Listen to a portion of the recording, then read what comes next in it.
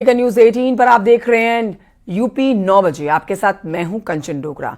और आइए सबसे पहले आपको बताते हैं केंद्रीय मंत्री डॉक्टर संजय निषाद का एक विवादित वीडियो जो कि सामने आया है।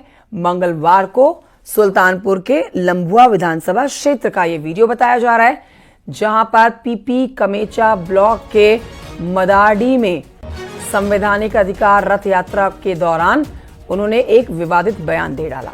मंच से बोलते हुए मंत्री ने कहा कि उन्हें पता है कौन फर्जी मामले में फंसा रहा है। उन्होंने दावा किया कि वो गरीबों और महिलाओं के लिए काम करते हैं। इसी दौरान एक महिला की शिकायत के बाद उन्होंने कहा कि वो 7 दरोगाओं का हाथ पैर तुड़वाकर गड्ढे में डलवा चुके हैं।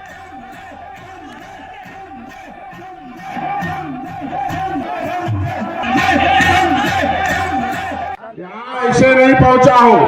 7 दरोगा का हाथ पैर तोड़वा कर उसे गड्ढे में फेंकवा कर तब डॉक्टर संजय आया है।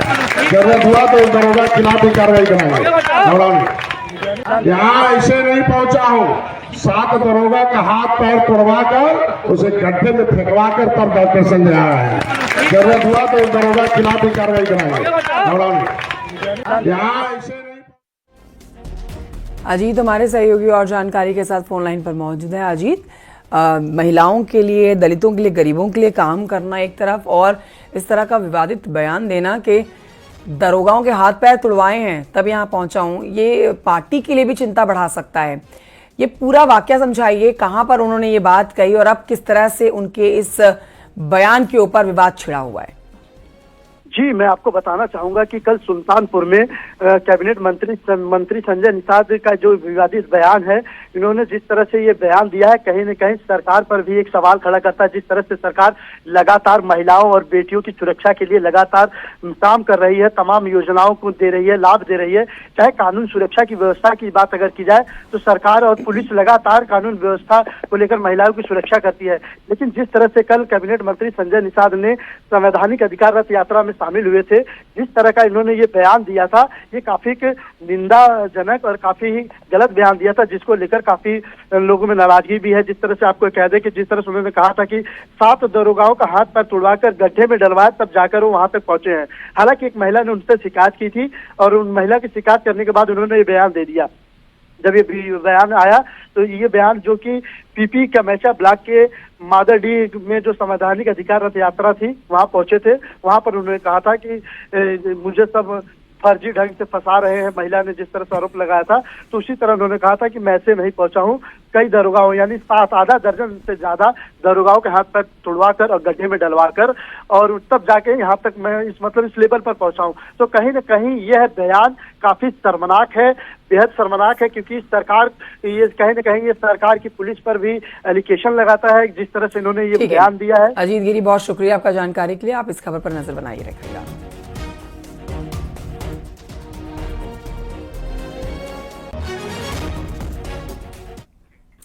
और ये बढ़ते हैं आगे, आपको गाजीपुर की खबर बताते हैं। गाजीपुर जेल के अधीक्षक भी सस्पेंड किए गए हैं। जेल अधीक्षक अरुण प्रताप सिंह सस्पेंड किए गए हैं। ये बड़ी जानकारी आपको दे रहे हैं। डीआईजी जेल और डीएमएसपी की रिपोर्ट प्रशासन ने सस्पेंड किया है। अपराधियों के जेल से फोन कॉल करने के मामले में एक्शन हुआ है। जेलर और डेप्यूटी जेलर पहले से ही सस्पेंड किए जा चुके हैं। अपराधियों को फोन मुहैया कराने के मामले में ये एक्शन लिया गया है। कैसे वो फोन कर सकते हैं? जेलर, डिप्टी जेलर इससे पहले सस्पेंड हो चुके हैं और अब जो जानकारी मिल रही है, गाजीपुर जेल के अधीक्षक भी सस्पेंड कर दिए गए हैं। जेल अधीक्षक अरुण प्रताप सिंह सस्पेंड किए गए।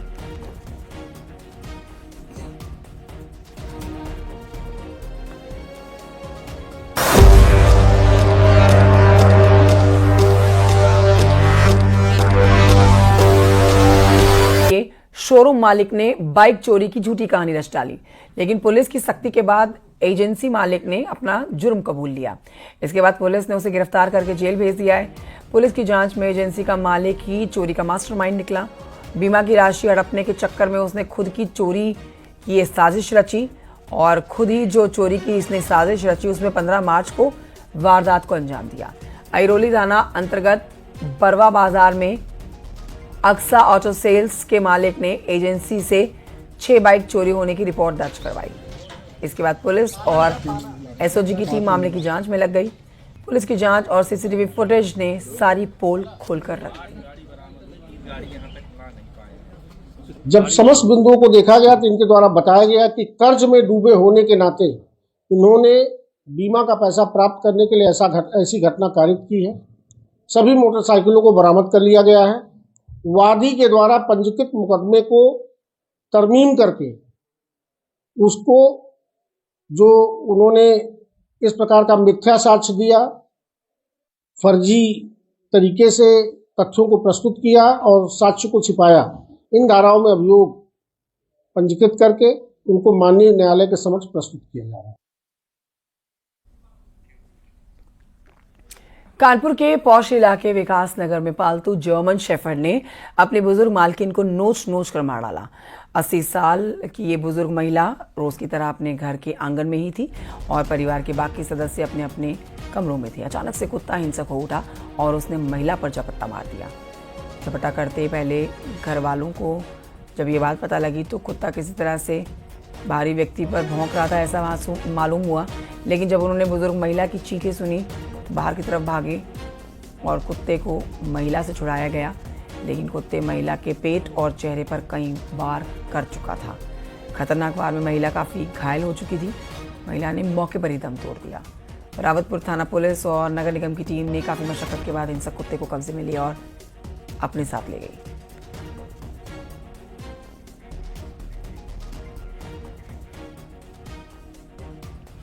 सीतापुर के कांग्रेस सांसद राकेश राठौर जेल से रिहा कर दिए गए हैं। महिला से यौन शोषण के मामले में जमानत मिल गई है। कल कोर्ट ने जमानत याचिका मंजूर की है। इसके बाद आज सुबह जेल से बाहर आए हैं। कांग्रेस के कार्यकर्ता ने कांग्रेस के ही सांसद राकेश राठौर पर शारीरिक शोषण करने का आरोप लगाया हुआ था।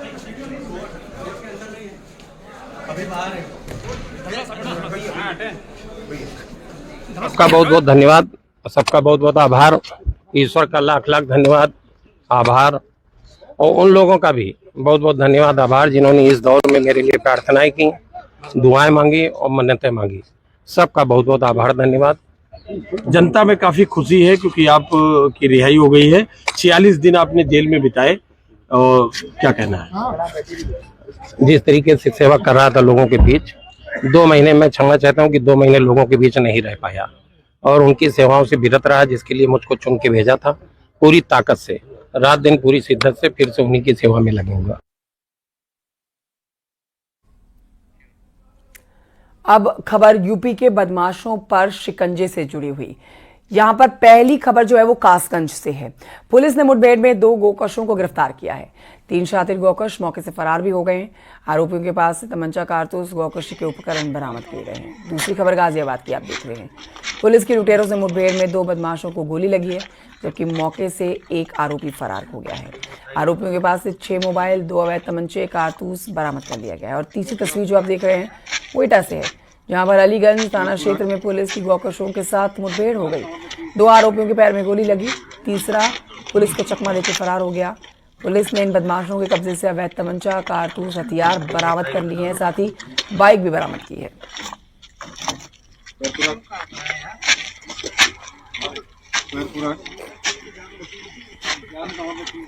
और ये बढ़ते हैं आगे, आपको बताते हैं मस्जिद की पुताई का काम पूरा करने के लिए अब आज फिर से मुस्लिम पक्ष हाई कोर्ट जा सकता है। इससे पहले इलाहाबाद हाई कोर्ट ने मस्जिद की पुताई के लिए 1 हफ्ते का ही वक्त दिया था। कोर्ट ने एएसआई की निगरानी में ये काम कराने का आदेश दिया है, लेकिन 1 हफ्ता बीत जाने के बावजूद जामा मस्जिद में पुताई का काम नहीं हो सका है। 7 दिन पहले इलाहाबाद हाई कोर्ट के आदेश के बाद मस्जिद में पुताई का काम शुरू किया गया था। कोर्ट ने एएसआई की निगरानी में मस्जिद की सिर्फ बाहरी दीवारों पर पुताई करवाने की मंजूरी दी थी, लेकिन ये काम भी कोर्ट की तरफ से दी गई समय सीमा में पूरा नहीं हो पाया। हालांकि मस्जिद कमेटी ने दलील दी थी कि बीच में होली और जुमे की छुट्टी की वजह से रंगाई का काम तय वक्त में नहीं पूरा हो सका।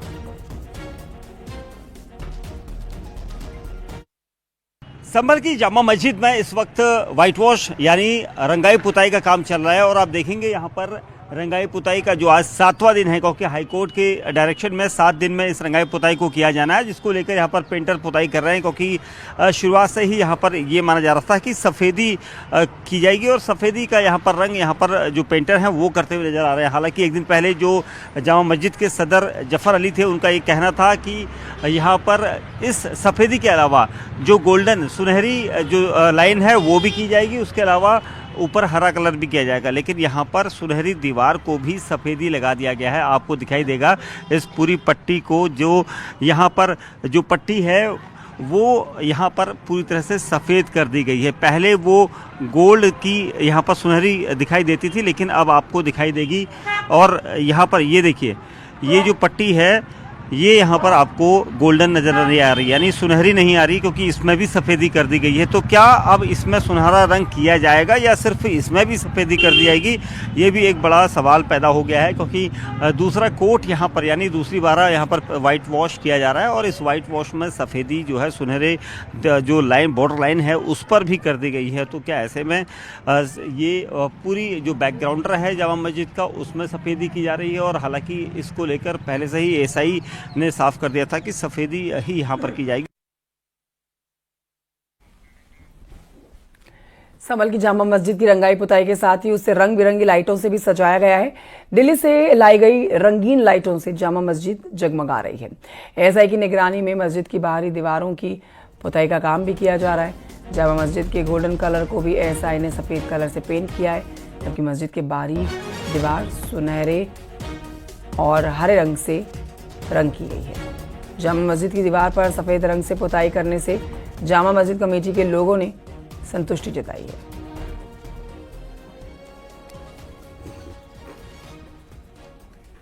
एसआई ने कहा कि हमारी सारी बिल्डिंग्स जो हैं वो सफ़ेद ही होती हैं, तो हमने उसमें कोई विरोध नहीं किया, बल्कि उनसे कहा कि ठीक है जैसा चाहो ऐसे कर लो, क्योंकि हम जो है सहयोग कर रहे हैं उनका, वो हमारा सहयोग कर रहे हैं। जी, मस्जिद कमेटी का और आपका ही पहले कहना था कि मस्जिद पे जिस तरीके का कलर है उसी तरीके का कलर होना चाहिए, उसके बावजूद जो है, लेकिन एक दूसरे की सहायता करते हुए समझे और सहयोग करते हुए हमने उनसे कह दिया कि जैसे चाहो ऐसे करो, कोई परेशानी ना। एएसआई ने अब गोल्डन पर सफेद कर दिया है, तो इसके लिए क्या हाई कोर्ट में दोबारा से ना इसके लिए हम कहीं नहीं जा रहे। तो एएसआई ने जो कलर किया उससे संतुष्ट है? हाँ संतुष्ट। किसी तरह की कोई आपत्ति वगैरह? ना कोई आपत्ति नहीं, कोई विवाद नहीं। जो जामा मस्जिद की गुम्बद है जो हरी है, अगर वो इसको अगर वाइट करना, ना गुम्बद तो ठीक है, गुम्बद पे तो एनुअल पेंट हुआ उसपे उसको तो करवाना ही नहीं है। यूपी में मस्जिदों से अवैध रूप से लगाए गए लाउडस्पीकर उतारे जा चुके हैं। ऐसे में लोगों ने अब पुराने जमाने के तौर तरीकों को फिर से चालू कर दिया है, ताकि लोगों को सहरी और नमाज के वक्त का पता चल सके। ढोल ताशे से मुस्लिमों को सहरी और नमाज का वक्त होने का ऐलान किया जा रहा है। तस्वीरें भी आपको दिखा रहे हैं। इससे जुड़े हुए शख्स किस तरह से ढोल ताश बजाते हुए आवाज लगा रहे हैं। संभल के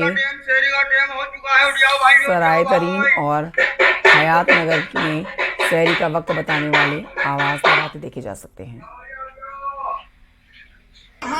आप आलिम भी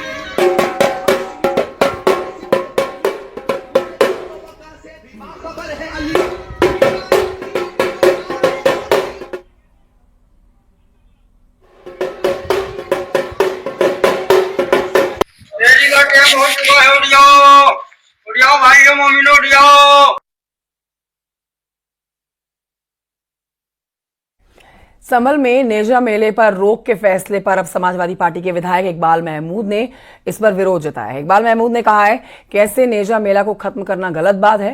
नेजा मेले को खत्म नहीं किया जा सकता। नेजा मेला मेरठ नौचंदी मेले से जुड़ा है।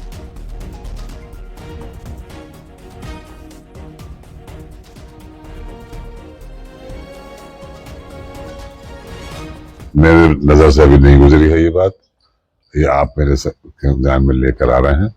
मैं नहीं समझता कि जो बरस से सैकड़ों बरस से जब से हिंदुस्तान आजाद हुआ उससे पहले से ही ये मेले लगते चले आ रहे हैं, इनको कोई रोकने की बात होगी। पिछले साल नहीं हुआ, वो सिर्फ इस वजह से नहीं हुआ कि रमजान आ गए थे। रमजान की वजह से नेजा कमेटी ने ये कहा था कि हमारे इसको टाइम बढ़ा दिया जाए, जिसको हमारे डीएम ने मना कर दिया था कि टाइम हम नहीं बढ़ा सकते, अगर आपको करना है तो आप कर लें।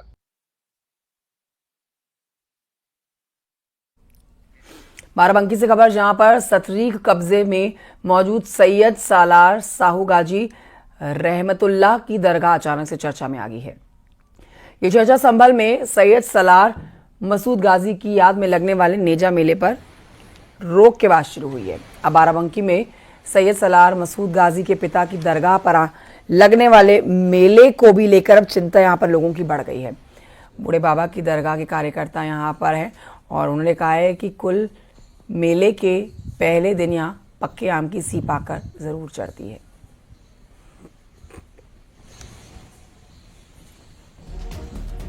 बाबा की दरगाह है और ये जो है गाजी मियाँ के पिताजी हैं, वालिद साहब।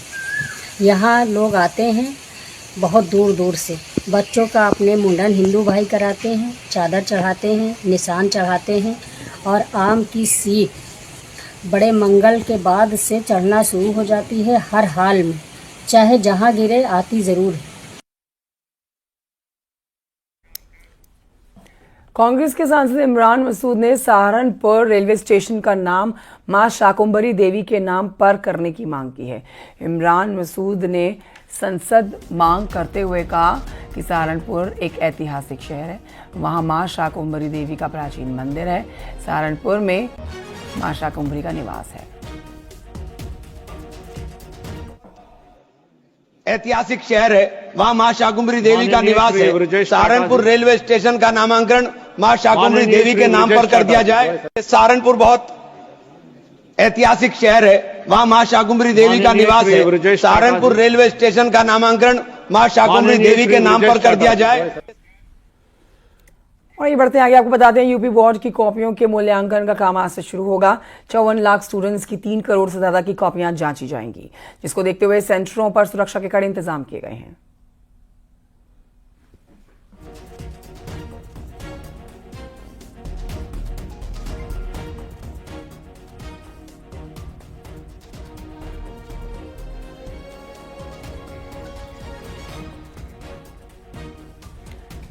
सुल्तानपुर में 2 बदमाशों ने बुजुर्ग को पीट कर लहूलुहान कर दिया, जिसके बाद बेहोशी की हालत में अस्पताल में उन्हें भर्ती कराया गया। बताया जा रहा है कि 2 आरोपी नशे में धुत होकर बुजुर्ग के घर में जबरन घुस गए। शख्स को बुरी तरह से पीटा गया। बुजुर्ग को इलाज के लिए लखनऊ ट्रॉमा सेंटर रेफर कर दिया गया है।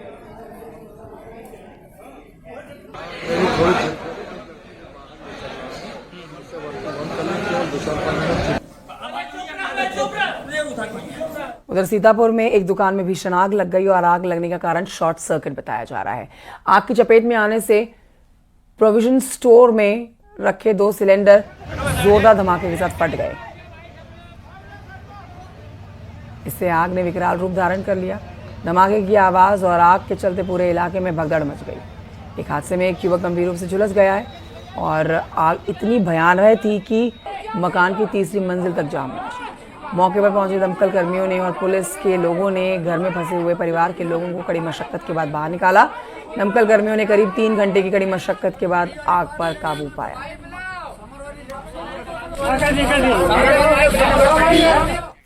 और इन्हीं खबरों के साथ यहाँ वक्त एक छोटे से ब्रेक का, कहीं मत जाइए, जल्द लौट रहे हैं।